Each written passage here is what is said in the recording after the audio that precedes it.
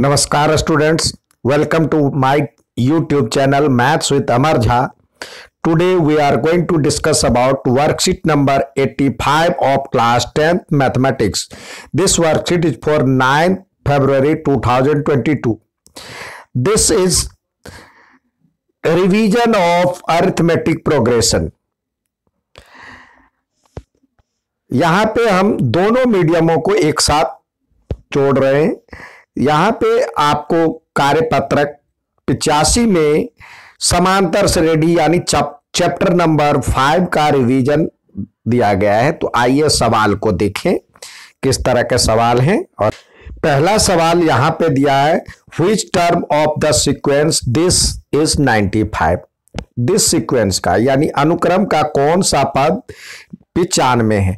यहाँ पे देखिए हमारे पास इस चैप्टर में मुख्यतः दो फॉर्मूले हैं। तो इसमें आज हम देखिए दोनों फॉर्मूले को एक बार हम लिख लेते हैं। ए एन बराबर होता है ए प्लस एन माइनस 1 और डी, एक ये फॉर्मूला है। और दूसरा है एस एन का फॉर्मूला। एस एन बराबर होता है ए एन बाई 2 और 2a प्लस एन माइनस 1 और डी। तो सिर्फ इन्हीं दो पे फॉर्मूले पे सवाल है। तो आइए पहला सवाल जो दिया है उसको करते हैं। यहाँ पे देखिए पहला पद दिया हुआ है यानी a1 इजकल टू दिया हुआ है -1, a2 इजकल टू दिया हुआ है 3। तो d इजकल टू क्या होता है, d बराबर होता है a2 माइनस a1, जिससे आपको निकल जाएगा a2 है 3 और माइनस 1 तो बराबर में 4 हो गया। d की वैल्यू आ गया, a आ गया, a1 बराबर a ही। तो आपको कह रहा है कौन सा पद 95 है। तो मान लेते हैं nवां पद 95 है यानी an is equal to 95।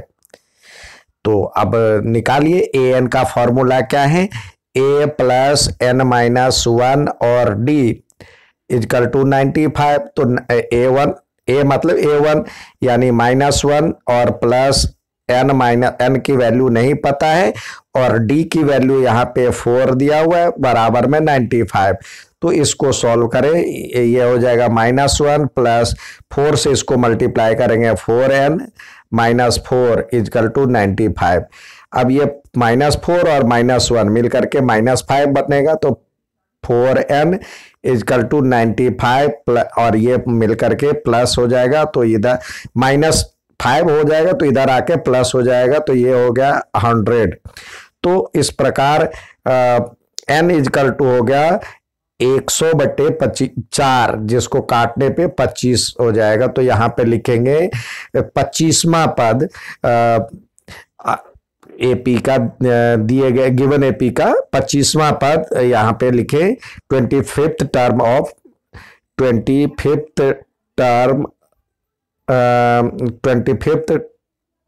Term of given AP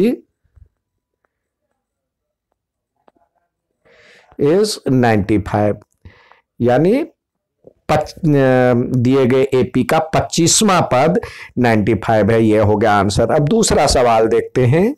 दूसरा सवाल है, find if 184 is a term of sequence this. इस सीक्वेंस का 184 माप एक पद है कि नहीं, ये पता करनी है। तो देखिए इसमें हम मान लेते हैं जो कि पहले तो a1 इजकल टू क्या हो जाएगा, a इजकल टू 3 है और a2 इजकल टू क्या है, यहाँ पे 7 है। तो इस तरह से d की वैल्यू आप क्या आ जाएगा, d की वैल्यू यहाँ पे आ जाएगा a2 माइनस a1 होता है। तो जिससे ये 7 माइनस 3 इजकल टू 4 आ गया।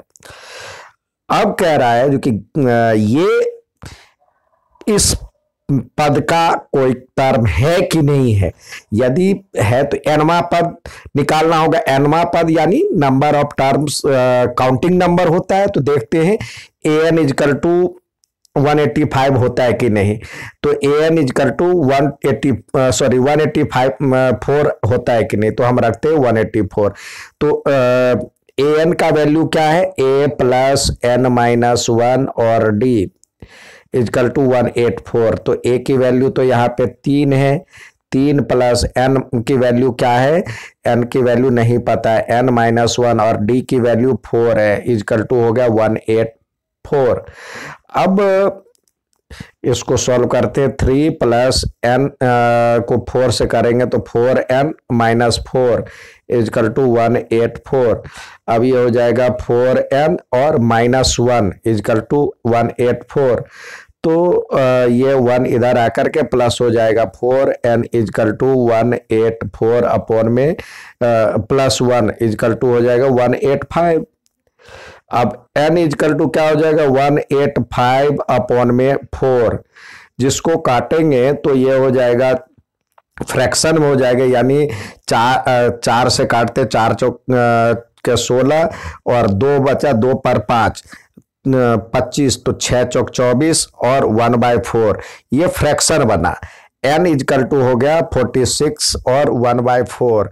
अब देखिए ये n जो है नंबर ऑफ टर्म्स है, तो n ऑलवेज, n जो होगा n ऑलवेज या हमेशा जो होगा, n क्या है, n एक नेचुरल नंबर है, n be a natural number.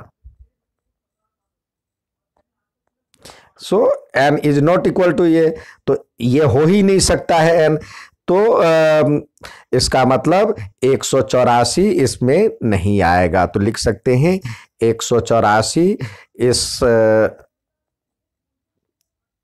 AP का पद नहीं है।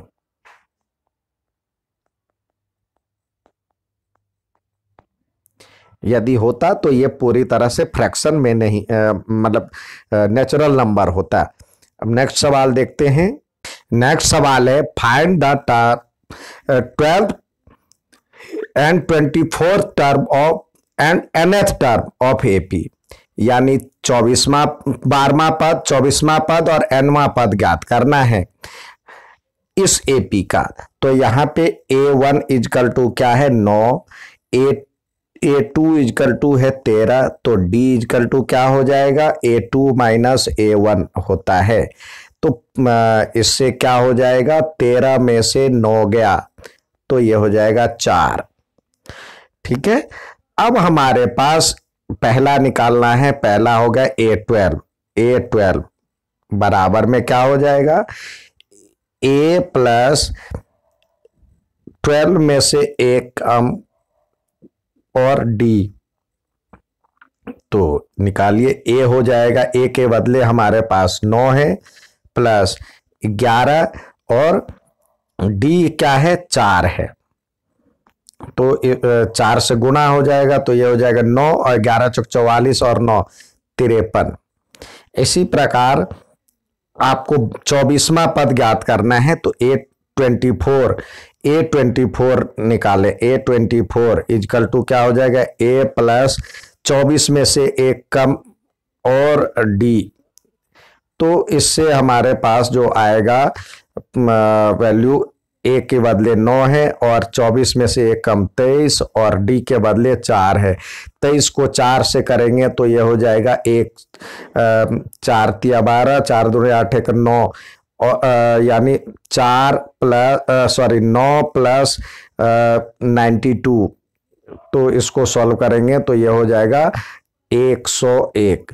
इसी प्रकार आपसे कह रहा है nवां पद ज्ञात करने के लिए, तो an बराबर होता है A प्लस n माइनस 1 और D। तो यहाँ पे A के बदले तो हमारे पास 9 दिया हुआ है 9 और प्लस n माइनस 1 और D के बदले 4 दिया हुआ है। तो इसको सॉल्व करें तो ये हो जाएगा 9 प्लस 4n और माइनस 4, इसको सॉल्व करेंगे तो ये हो जाएगा 4n और 9 में से 4 चला जाएगा तो ये हो जाएगा 5। तो ये हो गया an का वैल्यू, an बराबर में 4n प्लस 5।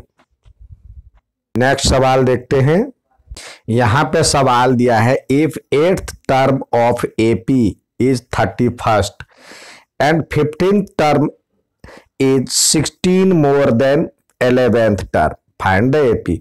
यदि किसी एपी का 8वां पद यानी A8 बराबर दिया हुआ है 31 और कह रहा है 15वां पद दूसरा दिया हुआ है 15वां पद यानी A15 बराबर कह रहा है 11वें पद से यानी 11th टर्म से A11 से 16 अधिक है। तो इसका फॉर्मूला लगाएं। क्या होता है A प्लस 15 में से 1 कम गया तो 14D होगा और ये हो जाएगा A प्लस 11 में से 1 कम तो ये 10D हो जाएगा, क्योंकि फॉर्मूला है AN बराबर में A प्लस N-1 और D होता है, वही यहाँ पे यूज किए हैं। और प्लस में 16 है तो 16 को तो यहाँ रहने दे और इस सब को इधर ले आए तो क्या हो जाएगा A प्लस 14D माइनस में A माइनस 10D, क्योंकि इधर प्लस है तो इधर माइनस हो जाएगा। अब A से तो A चला जाएगा, 14D में से 10D चला गया तो ये क्या बच गया 4D इजकल टू 4D यहाँ पे हो जाएगा आपका 4D इजकल टू हो जाएगा 16। तो इस प्रकार क्या हो जाएगा D की वैल्यू हो जाएगा D इजकल टू 16/4। यहाँ पे 16/4 करेंगे तो ये हो जाएगा 4। D की वैल्यू 4 आ गया। अब आते हैं इस इक्वेशन से, यहाँ पे A8 बराबर दिया हुआ है 31 तो क्या होगा A plus 7D is equal to 31। अब A की वैल्यू पता नहीं है और 7 यहाँ पे 7 और D का वैल्यू यहाँ पे हमने निकाला है 4 तो यहाँ पे लिखे 4 तो बराबर में 31। तो A इजकल टू क्या हो जाएगा 31 और 7 4 जा 28 माइनस हो जाएगा 28 तो यानी हो गया या 3। तो A भी निकल गया D भी निकल गया तो AP क्या होगा AP हो जाएगा 3। A1 बराबर में 3 है और उसमें 4 प्लस करते जाएंगे तो 3 4 7 4 11 4 13 इस तरह से 11 4 15 4 4 का प्लस करते जाएंगे 3 4 7 4 11 4 15 इस तरह से आपका एपी निकल जाएगा। उम्मीद है समझ में आया होगा। ये लिखेंगे given AP R, given AP R, ये हो गया। उम्मीद है समझ में आया होगा। अच्छा लगे तो लाइक और सब्सक्राइब जरूर करें। धन्यवाद।